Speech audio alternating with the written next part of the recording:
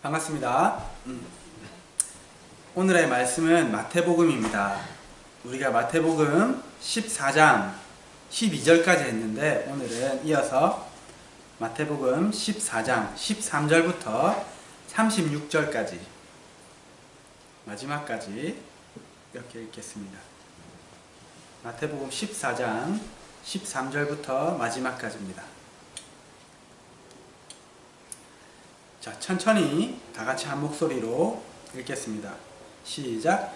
예수께서 들으시고 배를 타고 떠나사 따로 빈들레 가시니 무리가 듣고 여러 고을로부터 걸어서 따라간지라. 예수께서 나오사 큰 무리를 보시고 불쌍히 여기사 그 중에 있는 병자를 고쳐주시니라.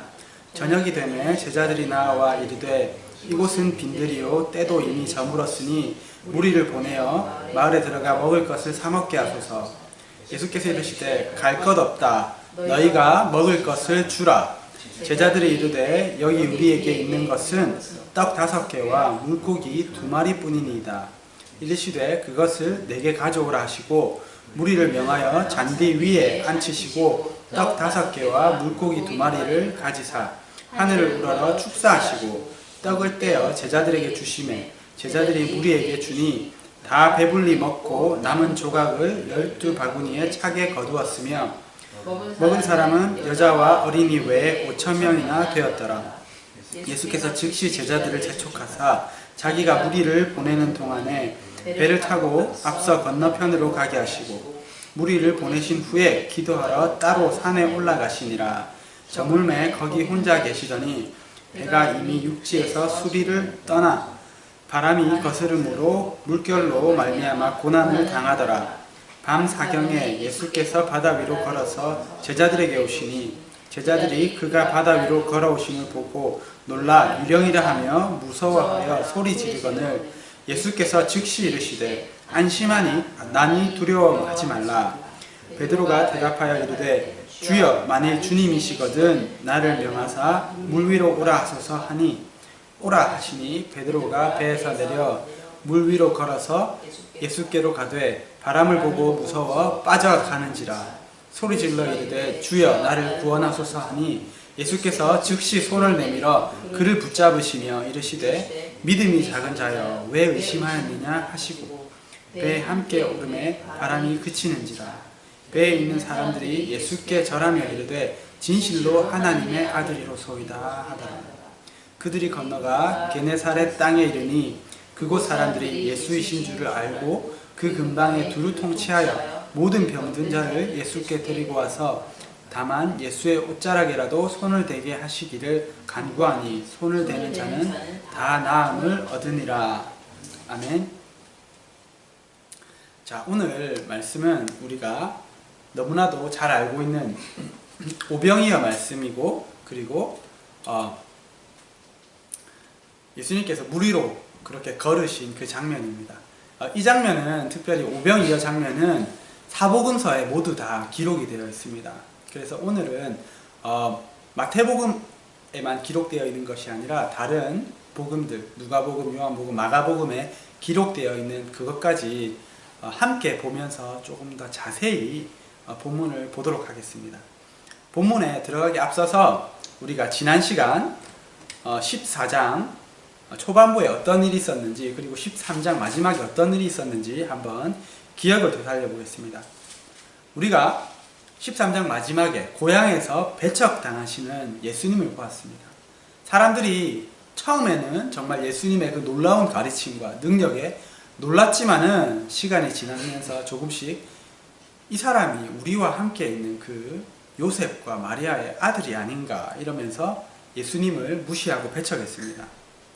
이것을 통해서 우리가 내 주변에 정말 좀 작고 보잘것없어 보이는 그 사람들을 통해서 하나님께서 말씀하실 수 있고 능력을 행하실 수 있다. 그러므로 우리는 겸손하게 그들의 말을 들어야 하고 또 그들을 존중해 줘야 하는 것을 보았습니다. 그리고 예수님을 배척함으로 인해서 예수님께서 그것을 이상히 여기시면서 그곳에서 많은 기적과 그리고 말씀을 전하지 못하셨습니다. 이것을 보면서 우리가 지금은 예수님께서 사역을 하고 계신 시대가 아니라 성령께서 내 안에, 우리 안에 사역을 하고 계신데, 우리가 그 성령님의 그러한 말씀과 그러한 이적을 의심하면서 배척하는 마음으로 있는다면 성령님께서는 우리에게 말씀하실 수 없고 우리에게 역사하실 수 없는 것을 배웠습니다. 그리고 분봉왕 헤롯이 세례 요한을 어쩔 수 없이 자신의 의지와 다르게 다른 사람들의 눈치를 보면서 그렇게 죽이는 것을 보았습니다. 이것을 보면서 우리가 나누었던 은혜는 정말 우리를 판단하시는 진정한 우리 삶의 그러한 오디언스 되시는 하나님을 바라보고 다른 사람들을 의식하지 않고 주님 안에서 바른 소신을 가지고 바로 서자, 이렇게 말씀을 드렸고, 또한 함부로 맹세하거나 약속하는 것에 대해서 우리가 조심해야 되겠다 하는 은혜를 나누었습니다. 오늘 본문 13절은 예수께서 들으시고 배를 타고 떠나사 빈들로 가시니, 이렇게 시작합니다. 그런데 앞에 말씀을 보면 예수님께서 들으신 내용이 이 세례 요한이 죽은 것에 대해서 들으신 것이 아닌가, 이렇게 오해를 할 수가 있는데, 그것을 들으신 것이 아니라 예수님께서 들으신 내용은 1절과 2절에 나오는 이 분봉왕 헤롯이 예수님의 소문을 듣고 이 사람이 점점 유명해지는데 이 사람이 세례 요한이 죽었다가 다시 살아난 것이 아닌가 하는, 그러면서 예수님께 관심을 가지는 그것에 대해서 예수님께서 들으시고 배를 타고 떠나서, 그곳을 떠나서 따로 빈들에 가려고 하셨습니다. 예수님께서 이렇게 자리를 피하신 것은 헤롯의 관심을 피하기 위한 것도 있으셨고, 그리고 다른 복음서에 보면은 정말 사람들이 너무 많아서 식사할 겨를도 없이 너무나 피곤하셨기 때문에 그들을 잠시 떠나서 피곤한 몸을 쉬면서 식사하시기 위함이었다, 이렇게 볼 수 있습니다. 그렇지만은 많은 군중들은 예수님이 쉬시도록, 제자들이 쉬도록 그렇게 가만히 두지 않았습니다. 예수님께서 배를 타고 가시는 것을 보고 이 사람들은 뛰어와서 그곳에 함께 가서 예수님께서 가시는 그곳에 있었던 것입니다. 예수님은 그 사람들을 보시고 불쌍한 마음이 드셔서 그 사람들을 여러 가지 가르침들로 가르쳐 주시고, 그 사람들 중에 병든 자들은 또 고쳐 주셨습니다. 그렇게 한참 사역이 진행되는 동안에 시간이 흘러서 식사 시간이 되었습니다. 그래서 제자들이 이렇게 이야기합니다. 예수님, 여기는 빈들이고 날도 이제 어두워지는데 사람들에게 마을로 들어가서 먹을 것을 사 먹게 하는 것이 어떨까요? 이렇게 이야기했습니다. 예수님께서 그 질문에 이렇게 대답하셨습니다. 갈 것 없다. 너희가 먹을 것을 주어라. 제자들이 이야기합니다. 아니, 이 많은 사람들을 어떻게 다 먹을 것을 주란 말씀이십니까?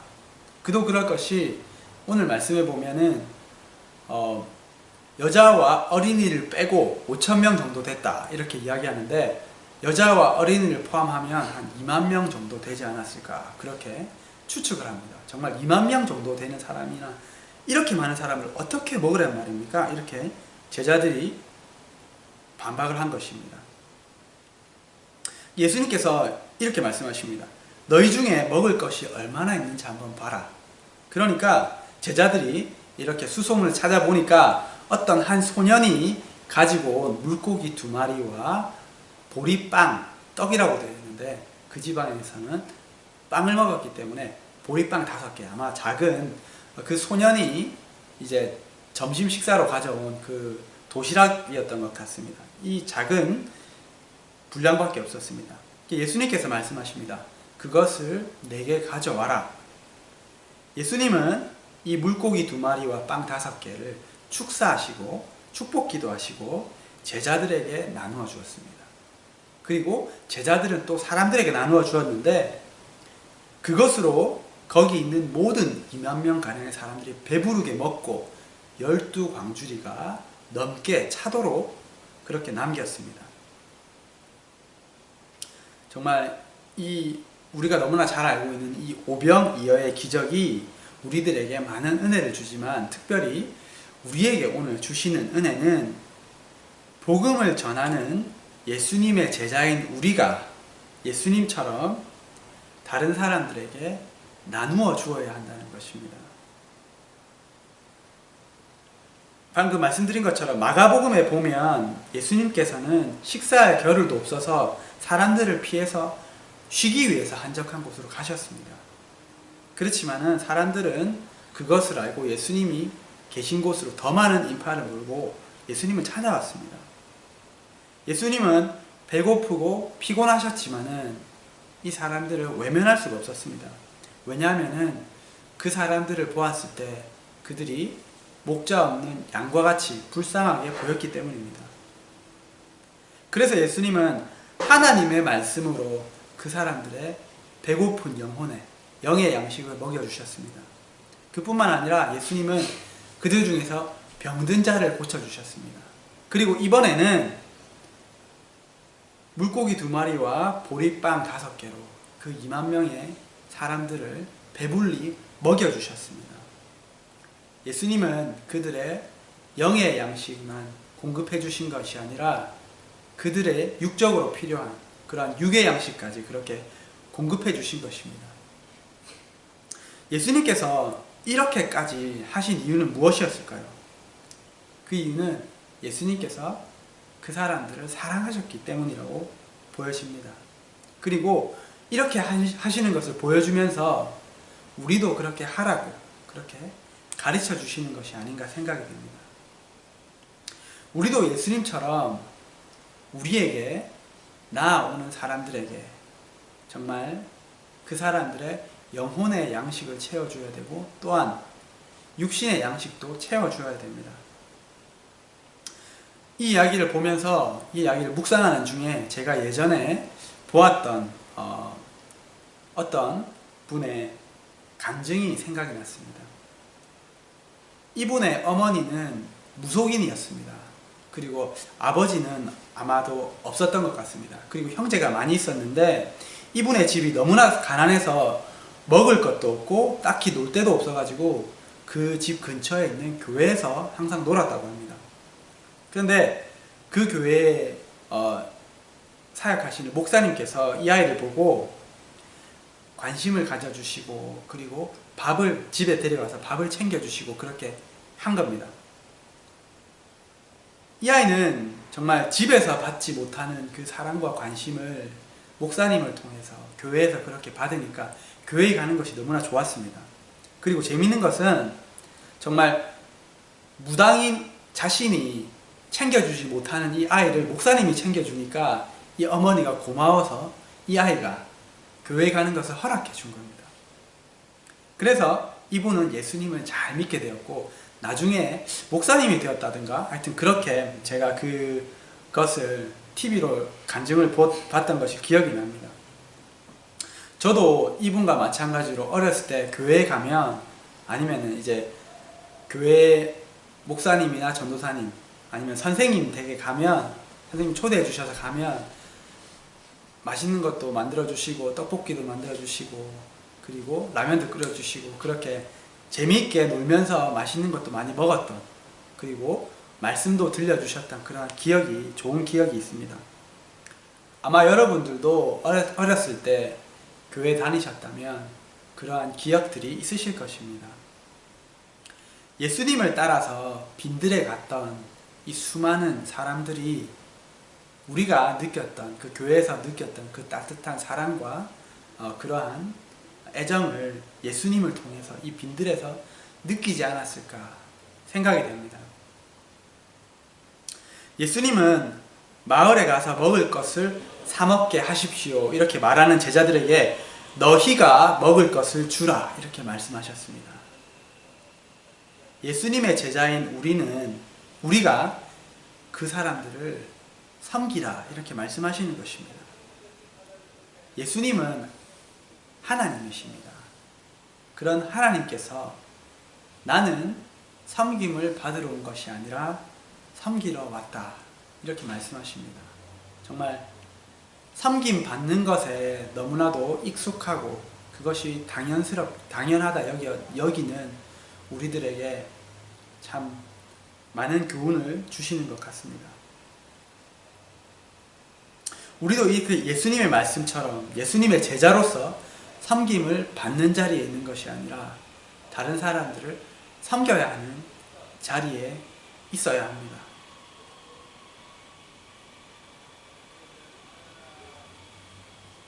이렇게 말씀하시는 예수님에게 제자 중에 한 사람이 나와서 이렇게 이야기했습니다. 이 많은 사람들을 먹이려면 200데나리온이나 드는데요. 이 200데나리온이 얼마나 되는지 현재의 그러한 금액 단위로 환산해 보면 이것을 영어 성경 NIV로 버전으로 보면 어떻게 이야기하냐면, 아니 예수님, 이 많은 사람들을 먹이려면 한 사람이 8개월치 일하는 그 급여가 필요합니다. 이렇게 이야기합니다.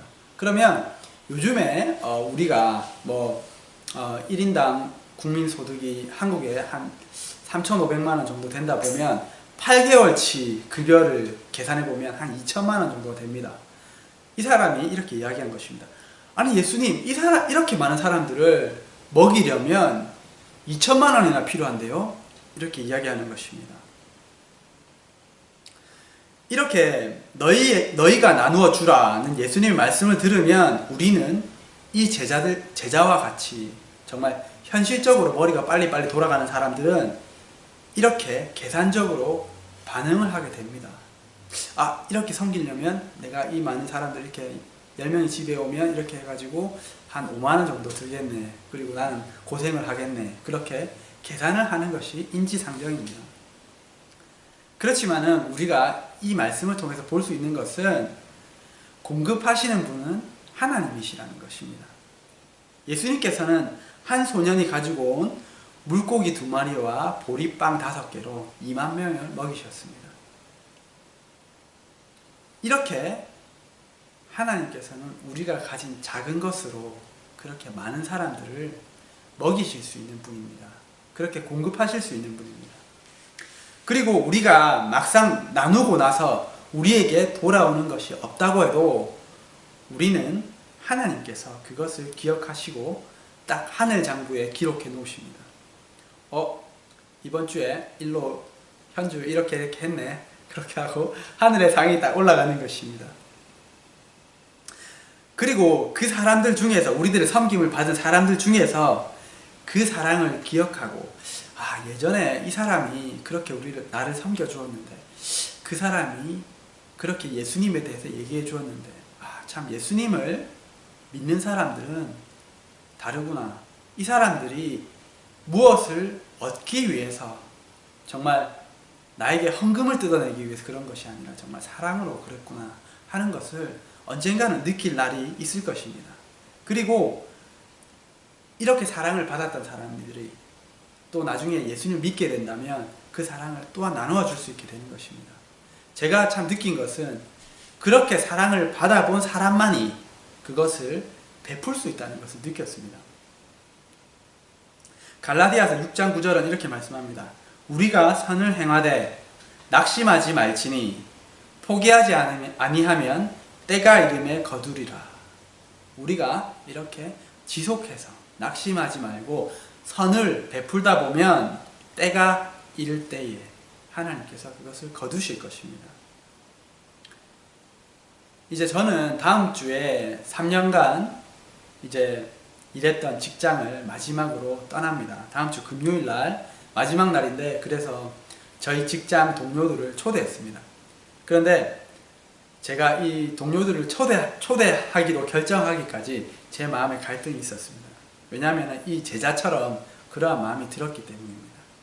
이렇게 저희 직원이 총 11명이거든요. 이 사람들을 초대하면 집도 더러워지고, 그리고 그만큼 돈도 들고, 우리 아내도 고생해야 되고, 나도 고생해야 되고, 그리고 그 다음 주부터 쉼이 없이 바로 출근해야 되는데, 아, 이걸 꼭 해야 할까 이런 생각이 들었습니다. 그리고 다른 사람들은 아무도 초대하지 않는데 왜 이렇게 해야 할까 이런 생각이 들었습니다. 그런데 기도하면서 그리고 아내와 의논하면서 그렇게 하는 것이 좋겠다는 마음이 들었습니다. 왜냐하면은 이것은 작은 섬김이지만 이것이 정말 이제까지 제가 부족하거나 뿌려왔던 그 복음의 씨앗에 조금이나마 실천하는 그러한 것이라는 생각이 들었고, 그리고 정말 하나님을 믿는 가정이 어떤 것인지 우리 집에 와서 한번 보면 그 사람들이 조금 더 마음을 열지 않을까 하는 그러한 마음이 들었기 때문입니다. 그리고 저희 아내가 워낙 섬기는 것을 잘해서 정말 흔쾌히 그 사람들 다 데려오라고, 내가 맛있는 거 해주겠다고 그렇게 이야기했기 때문에 그렇게 결정할 수 있었습니다. 사랑하는 형제자매 여러분, 정말 예수님께서 제자들에게 이렇게 너희가 섬기라고 말씀하시는 것처럼 우리가 정말 주님께서 우리 주변에 붙여주신 그 형제자매들을, 그리고 주님을 믿지 않는 사람들을 섬기면서 정말 그 사람들의 영혼의 양식과 육신의 양식까지 우리가 채워주는 그러한 사람들이 되기를 축복드립니다. 예수님께서 이 오병이어의 기적을 베푸신 것은 사람들의 배고픔만을 채워주기 위한 것만 아니었다고 생각이 됩니다. 그리고 또 다른 일깨움을 주시기 위해서라고 생각이 되는데, 이것을 볼 수 있는 것은 요한복음에 보면 동일한 내용이 나오는데, 이 오병이어의 기적을 베푸시고 그 다음날 이 사람들이 예수님을 찾아옵니다. 이 무리들이 다시 예수님을 찾아옵니다. 이 사람들이 예수님을 찾아온 것은 예수님의 기적을 보고 정말 좋은 목적으로 찾아온 것이 아니라 예수님을 통해서 자신의 필요가 채워졌기 때문에 이것을 다시 얻고자, 공급받고자 온 것입니다. 예수님은 이들이 정말 자신의 육신의 배고픔만을 면하는 그 빵을 얻으러 오는 것이 아니라 영원한 생명을 주는 생명의 빵을 발견하기를 원하셨습니다. 요한복음 6장 35절에 예수님께서 자신에게 다시 찾아온 그들에게 말씀하십니다. 나는 생명의 떡이니 내게 오는 자는 결코 줄이지 아니할 터이요 나를 믿는 자는 영원히 목마르지 아니하리라. 그리고 51절에 또 계속해서 이렇게 말씀하십니다. 나는 하늘에서 내려온 살아있는 떡이니 사람이 이 떡을 먹으면 영생하리라. 내가 줄 떡은 곧 세상의 생명을 위한 내 살이니라. 나를 먹으라. 이렇게 말씀하십니다. 예수님께서 사람들에게 주고 싶었던 진정한 빵은 정말 그 보리빵이 아니라 자신이셨습니다. 그 자신의 살과 피를 찢어서 그 사람들에게 주고 싶으셨던 것입니다. 예수님은 십자가에서 죽으시기 전날 밤에 제자들에게 빵을 찢어주면서 이렇게 말씀하십니다. 받아 먹으라. 이것은 너희를 위해서 찢기는 내 몸이다. 그리고 포도주를 주면서 이렇게 말씀하셨습니다. 이것은 너희의 죄를 씻기 위한 내 피다. 이것을 받아 마셔라. 우리는 예수님의 말씀에 따라서 성찬식을 하면서 예수님의 이 살찢기심과 피 흘리심을 기념합니다.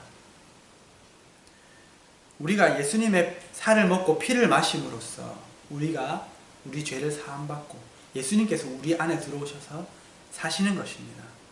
정말 예수님께서 의도하신 바처럼 우리가 예수님으로 인해서, 예수님을 통해서 정말 우리 삶에 필요한 빵만 공급받으려고 예수님을 찾는 것이 아니라 정말 우리 삶의 생명의 떡 되시는 그 예수님을 발견하고 그것을 먹음으로 정말 구원을 얻고 새 삶을 얻고 정말 이 갈라디아서 2장 20절의 고백처럼 살아가는 우리가 되시기를 축복드립니다. 내가 그리스도와 함께 십자가에 못 박혔으니 그런즉 이제는 내가 사는 것이 아니요 내 안에 그리스도께서 사시는 것이라.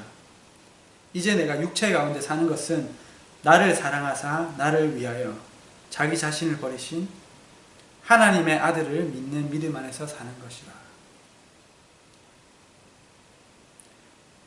예수님의 이 생명의 떡을 먹은 우리는 예수님께 감사하면서 이제는 더 이상 내가 사는 것이 아니라 내 안에 들어와 사시는 그 예수님으로 살아가는 저와 여러분이 되시기를 축복드립니다.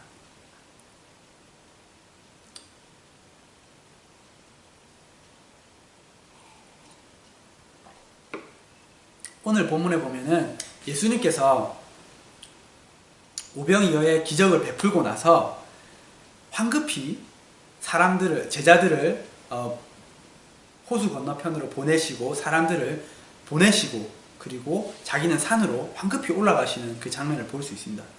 왜 그러셨냐면은 마태복음에 나오지 않지만은 요한복음에 보면은 예수님을 따르던 이 오병이어의 기적을 본 사람들이 예수님을 억지로 자신들의 정치적인 왕으로 세우려고 그렇게 했기 때문입니다. 그래서 예수님은 나는 그 목적으로 온 것이 아닌데 나는 너희들에게 정말 새 생명을 주기 위해서 왔는데 정말 이렇게 억지로 자신들을 로마의 압제로부터 해방시키려고 이렇게 왕으로 세우는 사람들에게 서둘러 피하신 것입니다. 그리고 혼자 산으로 올라가셨습니다. 그리고 제자들도 강권하시면서 먼저 호수 건너편으로 가라고 말씀하셨습니다. 예수님께서 산에 올라가서 뭐 하셨냐면 기도하셨습니다. 정말 앞서 우리가 보았던 것처럼 예수님은 피곤하고 지치셨습니다. 그 몸을 이끌고 정말 집도 없이 산에서 예수님은 하나님과 교제하셨습니다. 비록 따뜻하고 안락한 집이 아니었지만은 그곳은 예수님에게 정말로 포근한 그러한 보금자리가 되었을 것입니다. 왜냐하면 생각해 보십시오. 하나님이신 예수님께서 이 사람들과 우리도 사람들에게 좀 치이면 정말로 지치고 피곤해서 정말 골방에 들어가서 기도하고 편안하게 쉬고 싶은데 예수님이 얼마나 그러하셨겠습니까? 정말 이 산에서 예수님은 하나님과 은밀한 교제를 나누시면서 정말 달콤한 시간을 보내셨던 것입니다. 우리가 사복음서를 보면 여기뿐만이 아니라 이 장면뿐만 아니라 예수님께서 사람들을 피해서 새벽이나 밤에 산에 기도하러 가시는 장면들을 참 많이 봅니다. 이 시간이 예수님께서 정말 사람들을 벗어나서 하나님과 교제하는 그 유일한 휴식 시간이셨습니다. 지난 시간 우리가 모세에 대해서 나눌 때 모세가 정말 위로는 바로 왕에게 치이고 밑으로는 정말 그 이스라엘 백성들에게 치이면서 하나님께 돌아가서 그렇게 자신의 마음에 있는 모든 것을 쏟아내면서 기도하는 것을 보았습니다. 정말 예수님께서 그러하셨던 것처럼 이 모세가 그러했던 것처럼 우리도 이러한 시간이 필요합니다. 여러분들에게는 이 시간과 장소가 어디입니까? 그런 시간을, 그런 장소를 갖고 계십니까? 아무에게도 정말 방해받지 않는 그 시간이 이른 시간이든 아니면 한밤중이건 그리고 그런 장소를 찾아가셔서 하나님과 은밀하게 그렇게 정말 교제하심으로 지치고 힘든 여러분의 영혼과 육신의 안식을 누리시기를 축복드립니다.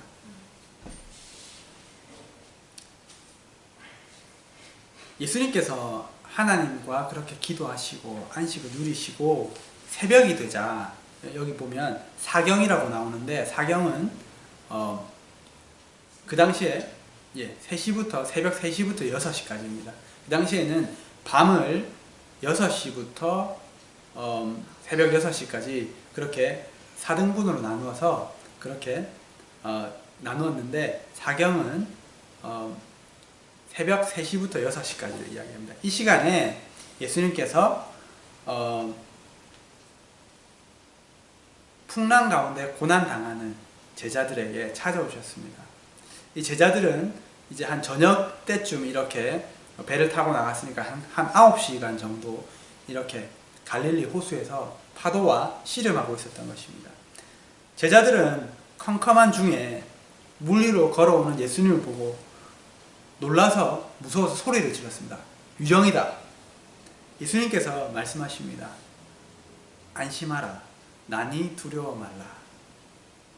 베드로가 얘기했습니다. 주님, 만일 주님이시거든 나를 명해서 물 위로 오라고 하십시오. 예수님께서 오라고 말씀하셨습니다. 그래서 베드로는 물 위를 걸어서 예수님께 갔습니다. 그러다가 바람을 보고 베드로는 무서워서 바다에 빠지게 되었습니다. 그리고 베드로는 예수님께 외쳤습니다. 예수님, 도와주십시오. 저를 구원해 주십시오. 그러자 예수님께서 베드로를 붙잡아 끌어내시면서 말씀하십니다. 믿음이 작은 자야, 왜 의심하였느냐. 제자들은 예수님의 말씀에 따라 예수님의 강권함에 못 이겨서 그렇게 먼저 가다가 이렇게 풍랑을 만났습니다. 이것을 통해서 우리가 알 수 있는 것은 우리도 예수님께서 가라고 하시는 길을 가다 보면 예기치 않게 그렇게 풍랑과 같은 고난을 만날 수 있습니다. 그렇지만은 제자들은 풍랑을 만남으로써 예수님이 어떠한 분이신지 더 깊이 체험하고 믿을 수 있게 되었습니다. 이것을 체험하고 제자들은 와, 당신은 진정한 하나님의 아들이십니다. 이렇게 고백하게 되었습니다. 우리도 이렇게 풍랑을 만남으로써 더 큰 하나님을 만나고 그리고 우리의 믿음이 자랄 수 있습니다. 예수님의 말씀에 바다 위로 발을 내디딘 베드로는 처음에는 예수님을 믿고 용감하게 당당하게 그 바다 위를 걸었습니다. 그렇지만은 곧 바람을 보고 무서워서 바다에 빠지게 되었습니다. 우리가 믿음의 길을 갈 때 믿음으로 예수님을 볼 때는 정말 그 길이 불가능한 길처럼 보일지라도 내가 할 수 없는 것처럼 보일지라도 그 걸음을 걸어 나갑니다. 그렇지만은 거센 파도와 바람, 그러한 고난을 만날 때 그러한 내 삶의 현실적인 문제들을 바라볼 때 우리는 절망 속으로 빠져들고 맙니다. 우리가 주님을 바라볼 때, 위를 바라볼 때 그 길을 가다가 밑을 바라볼 때 빠지고 마는 것입니다. 얼마 전에 제가 직장을 옮겨야 되는 그러한 상황이 생겨서 이제 직장을 옮겨야 되는데 새 직장이 구해지지 않아서 아내와 제가 참 걱정이 되었습니다. 그러면서 이 걱정이 불안으로 되고 절망으로 이렇게 점점 그렇게 내려가는 저의 자신을 발견했습니다.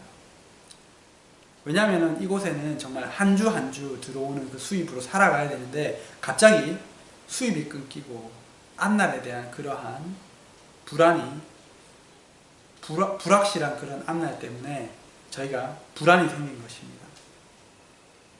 그러니까 사탄은 이 틈을 노리고 정말 우리들의 귀 속에 자책하는 마음과 비관적인 마음을 계속 속삭입니다. 그것을 들으면서 우리는 점점 더 물속으로 더 깊은 절망의 늪속으로 빠져들어가는 것을 보았습니다. 우리만 그런 것이 아니라 이 말씀을 듣고 계신 여러분들도 다 이러한 경험을 하셨다고 생각이 됩니다. 우리는 이러한 상황 가운데서 내 절망적인 상황이나 환경을 바라보는 것이 아니라 하나님을 바라봐야 됩니다. 그러면은 우리는 물 위를 걷듯이 정말 그 불가능해 보이는 상황을, 내가 할 수 없을 것 같은 상황을 직면해 나갈 수 있습니다. 그렇지만은 우리는 부족한 사람이라서 정말 베드로와 같이 현실을 바라보고 이 절망적인 현실을 바라보고 정말 그 가운데 절망 가운데 빠져들 수 있습니다. 그때 우리가 해야 될 것은 예수님을 외치는 것입니다. 예수님을 외칠 때 예수님은 베드로에게 하셨던 것처럼 우리를 손잡아서 그 가운데서 끌어올려 주시면서 믿음이 작은 자야 왜 의심했느냐 이렇게 말씀하실 것입니다. 우리가 기도함으로 말씀을 맺겠습니다. 정말 이러한 인생의 풍랑을 만날 때, 그렇게 절망의 늪으로 빠져나갈 때 우리가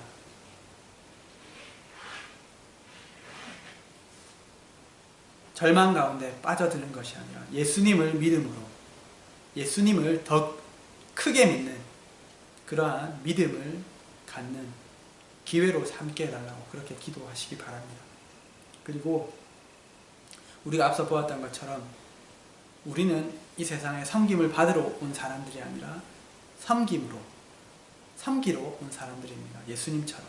그래서 이 세상 사람들이 예수님의 그 사랑을 깨닫고 예수님을 믿게 하기 위한 것이 우리의 목적입니다. 그렇기 때문에 우리는 우리 주변에 우리에게 찾아오는 사람들, 그 사람들에게 정말 영적인 양식뿐만이 아니라 그 사람들의 육적인 필요까지 채워주어야 됩니다. 우리가 그렇게 할 수 있는 섬김의 마음을 달라고 그렇게 기도하시기 바랍니다. 또 마지막으로 기도하실 것은 나의 생명의 떡이 되어 주신 주님 감사합니다. 주님의 그 살을, 피를 먹고 마시며 정말 이제는 내가 사는 것이 아니라 주님을 믿는 그 믿음으로 살겠습니다. 이렇게 고백하고 결단하는 그러한 기도를 드리겠습니다.